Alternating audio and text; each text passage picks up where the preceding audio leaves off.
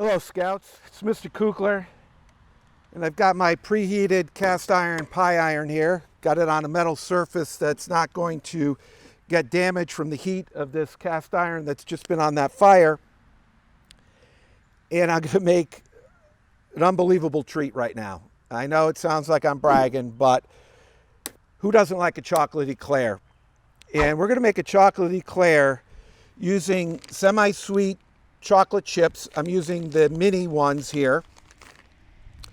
Some of the pudding, this is a store brand package of vanilla pudding, 2 slices of bread, little spray oil, and if we don't have enough sugar in this thing already, we're going to use some powdered sugar that I have in a container that you would sprinkle like cheese out of, grated cheese, to sprinkle it afterwards.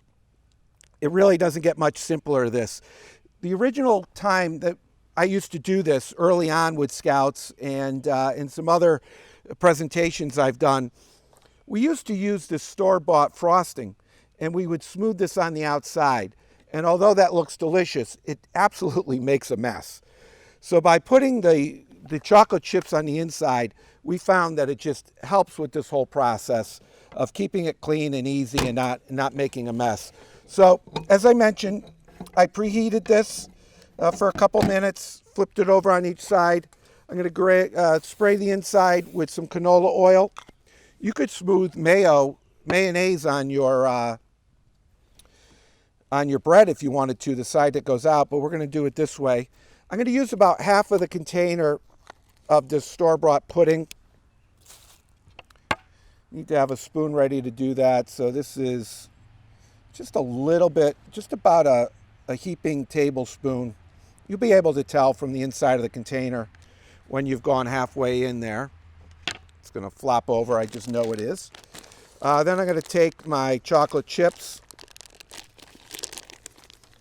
I'm just going to sprinkle them on top. And again, I used the mini chips because I think they melt down a little bit faster.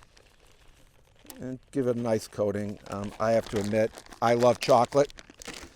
So maybe I'm going a little overboard. Then I'm going to put the other piece of bread on top. Then I'm going to fold over my pie iron. Try to get it centered there. It's going to have a tendency to want to try to push out the bottom. And I have very little crust sticking over the edge. That little bit that I have, I could just knock off with a knife. Honestly, it's going to burn off anyways.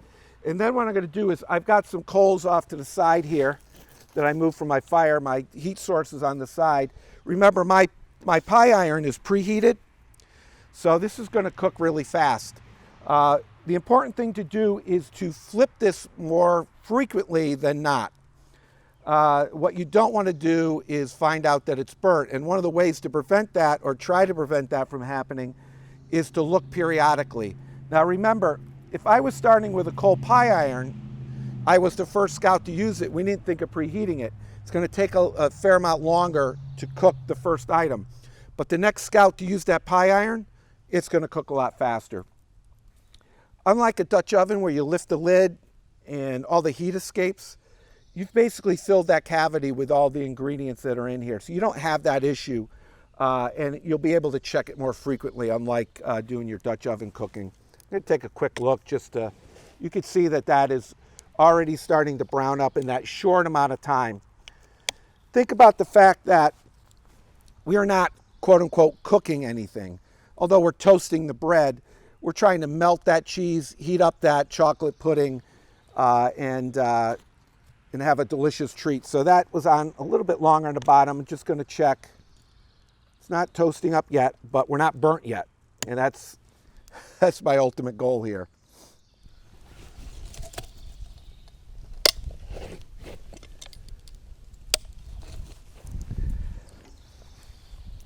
Took a little break there to put those chocolate chips away. It is hot out here today, and those chips are starting to melt. That's probably the only thing you really need to worry about with this treat, is just keeping your bread out of the sunlight and not getting overheated, and then keeping your chocolate chips in some place that's cool so you don't end up with a melted mess when you're out camping.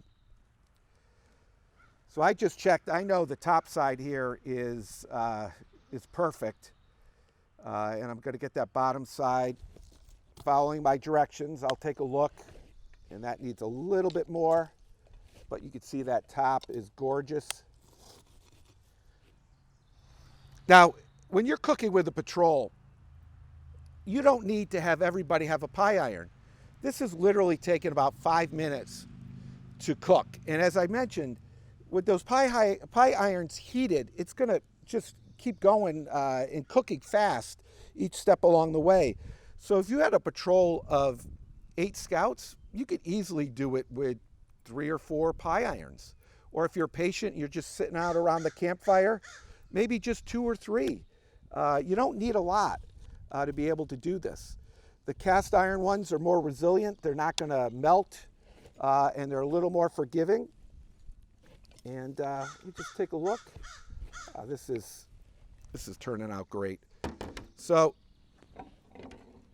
take a look at that. If that isn't gorgeous, I don't know what is.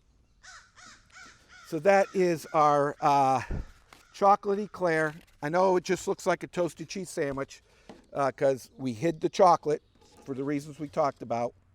Let's flip it out. There's the other side, just as perfect. Take my knife, which I just cut the bread off with.